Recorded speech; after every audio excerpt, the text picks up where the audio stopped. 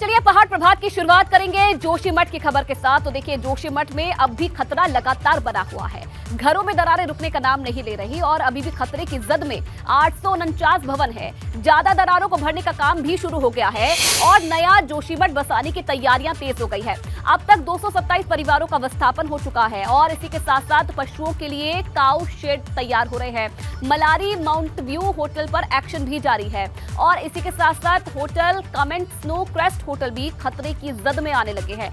ये तस्वीरें आप देखिए, जोशीमठ की ये तस्वीरें हैं, किस तरीके से जो ये हादसा है इसकी शुरुआत हुई और अब आगे क्या किया जा रहा है इसकी तस्वीर भी आपके सामने है। तो देखिए उत्तराखंड के आपदा प्रबंधन विभाग के सचिव का बड़ा बयान सामने आया है। रणजीत सिन्हा ने जोशीमठ को लेकर ये बड़ा बयान दिया है। उनका कहना है कि केदारनाथ की तर्ज पर अब जोशीमठ को बसाया जाएगा। जोशीमठ फिर से खूबसूरत बनेगा और इस बयान को समझिए आप, इसका मतलब है जोशीमठ पर जो संकट है वो बरकरार है और अब नए जोशीमठ को बसाने की तैयारी है।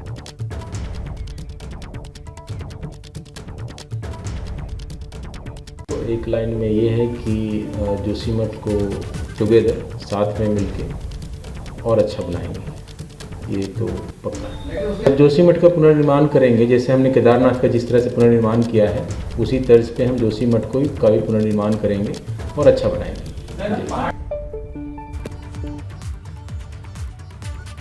तो ये तस्वीरें भी आप देखिए और आपने आपदा प्रबंधन विभाग के सचिव का बयान भी सुना, जिन्होंने कहा है कि जोशीमठ को अब नए तरीके से बसाने की कोशिश शुरू हो गई है और आने वाले समय में केदारनाथ की तर्ज पर ही जोशीमठ शहर को बसाया जाएगा। एक बार फिर से जोशीमठ शहर को खूबसूरत तरीके से बसाया जाएगा। लेकिन ये तस्वीरें भी आप देखिए, जो संकट है वो लगातार गहराता जा रहा है और देखिए ग्राउंड जीरो से लगातार जो मेरे सहयोगी हैं वो तमाम तस्वीरें हमें दिखा रहे हैं, तमाम अपडेट दे रहे हैं। उनके पास चलते हैं और उनसे ज्यादा अपडेट ले लेते हैं कि अब आगे जोशीमठ के लिए प्रशासन की तरफ से क्या एक्शन लिया जा रहा है और आज का दिन कैसे महत्वपूर्ण रहने वाला है जोशीमठ के लिए। चलिए विनोद के पास चलते हैं, ग्राउंड जीरो से विनोद हमारे साथ जुड़े हुए हैं। विनोद, आपदा प्रबंधन सचिव का बयान हमने सुना, कहीं ना कहीं ये संकेत अब दे दिए गए हैं कि जोशीमठ को नए तर्ज पर बसाया जाएगा और जो संकट है वो अभी कम नहीं हो रहा है जोशीमठ का। आज का दिन जोशीमठ के लिए कैसे अहम रहने वाला है? कल तस्वीरें हमने देखी जिसमें आपने 9 और घरों को बताया था, दरारें लगातार बढ़ती जा रही है।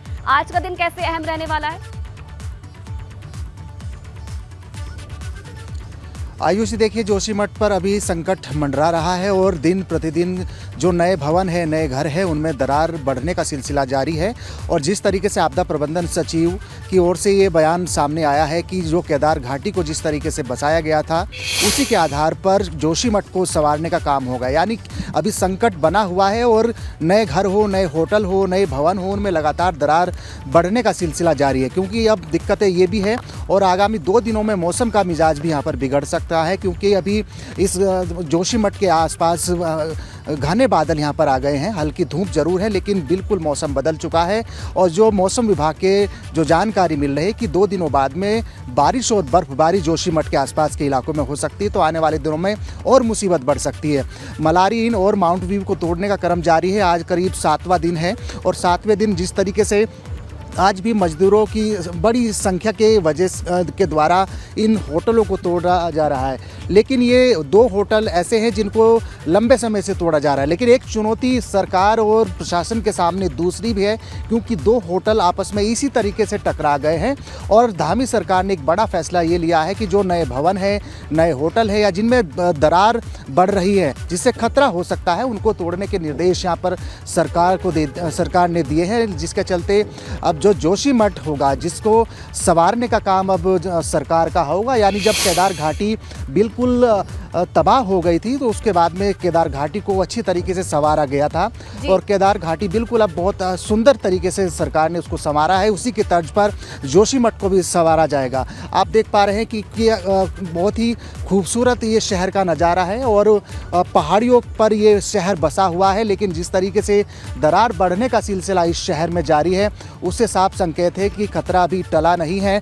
और जो आसपास के जिन होटल को तोड़ा जा रहा है है उसके जो नीचे वाला जो परिसर है उसके आसपास से लोगों को हटा दिया गया है। यानी अभी खतरा आयुषी बना हुआ है, लेकिन सरकार ने एक बड़ा फैसला लिया है कि जिन घरों में दरार बढ़ रही है, जिन होटलों में जो दरार के कारण क्षतिग्रस्त होने की स्थिति दिख रही है, उनको जल्द से जल्द तोड़ा जाए। इस तरीके के निर्देश ये बताइए कि जो नया जोशीमठ बनाने की कवायद जिसकी शुरुआत हो चुकी है, कल हमने नगरीय विकास मंत्री को भी सुना, उनका कहना है कि तैयारियां शुरू हो गई है। कहां पर आखिरकार नए जोशीमठ को बसाया जाएगा? क्या जो जगह है वो चिन्हित कर दी गई है? कैसे वहां पर लोगों को शिफ्ट किया जाएगा? घर कैसे दिए जाएंगे? कैसे अब इसके लिए रूपरेखा बनाई जा रही है?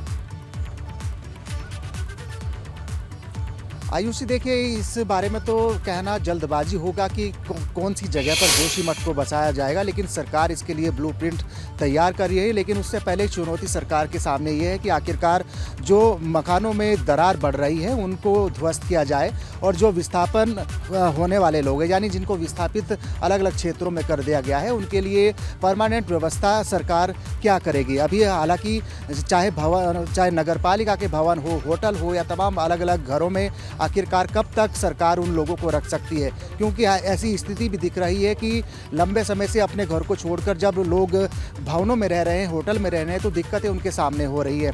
और एक सबसे महत्वपूर्ण बात ये भी है कि आखिरकार लोगों पर संकट तो जरूर है ही है, लेकिन पशुओं पर भी यहाँ पर संकट देखने को मिल रहा है।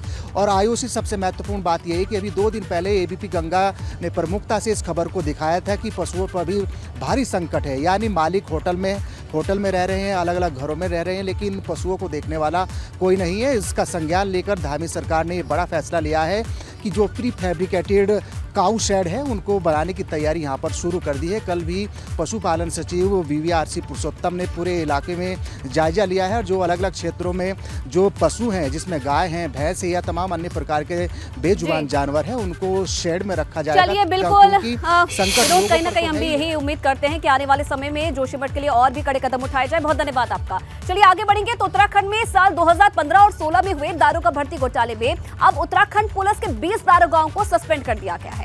पुलिस मुख्यालय ने इन दारोगाओं की सूची संबंधित जिलों में भेज दी है, और इस भर्ती घोटाले की जांच विजिलेंस की टीम कर रही है।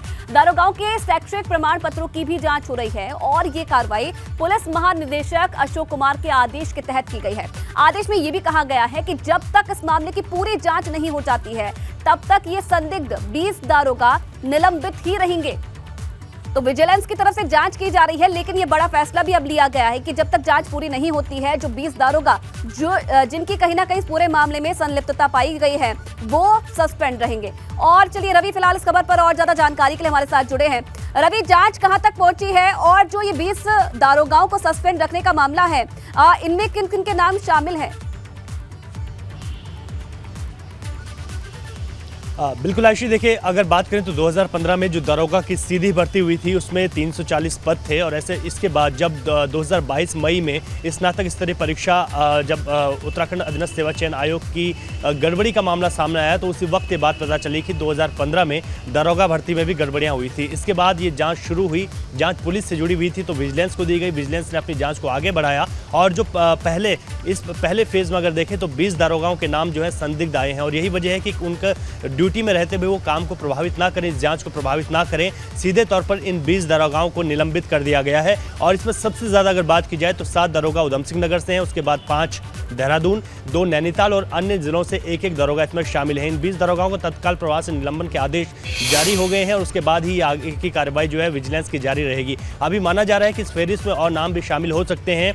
काफ़ी ऐसे दारोगा हैं, क्योंकि शुरुआती दौर में ये बात सामने आई थी कि 35 से 40 लोग ऐसे हैं जो नकल करके और गड़बड़ी के बाद जो है इसमें पास हुए हैं, उन्होंने इस परीक्षा को पास किया है। तो अभी फिलहाल 20 दारोगाओं को निलंबित किया गया है, उसके बाद अभी विजिलेंस की कार्रवाई जारी रहेगी। इसमें एक बात यह भी है कि जिस तरीके से दारोगाओं को निलंबित किया गया है, तो उनकी बर्खास्तगी की कार्रवाई क्यों नहीं हुई, क्योंकि इसमें हालांकि पुलिस मुख्यालय का यह कहना है कि फिलहाल इस वजह से निलंबित किया गया है कि जाँच प्रभावित ना हो और वो ड्यूटी में बने ना रहें। लेकिन अभी विजिलेंस की जाँच जब आगे बढ़ेगी तो ये फेरिस्त और ज़्यादा लंबी हो सकती है। इसमें जो पंतनगर विश्वविद्यालय है उसके द्वारा ये परीक्षा कराई गई थी। पंतनगर विश्वविद्यालय के एक अधिकारी, एक डीन और इसके साथ ही आरएमएस कंपनी के जो राजेश चौहान है, उनको इसमें आरोपी पहले से ही बनाया गया है। तो ये पूरा मामला यूके स्नातक स्तरीय परीक्षाओं में जो लोग गड़बड़ी में शामिल थे, वही लोग जो है इसमें भी उनके नाम सामने आए हैं। लेकिन ये बहुत बड़ा खुलासा है, और ऐसा पहली बार हुआ है जब किसी दारोगा ने 7 साल की अपनी सेवा दे दी हो। 7 साल तक जो है कई दारोगा इसमें ऐसे हैं जो चौकी इंचार्ज रह चुके हैं। इस वक्त जिनका निलंबन हुआ उसमें से 2 दारोगा ऐसे थे जो देहरादून में चौकी इंचार्ज थे,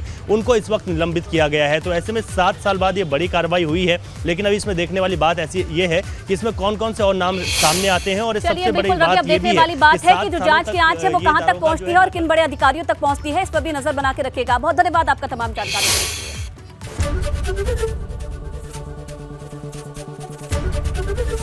लिए। एबीपी गंगा, खबर आपकी, जुबान आपकी।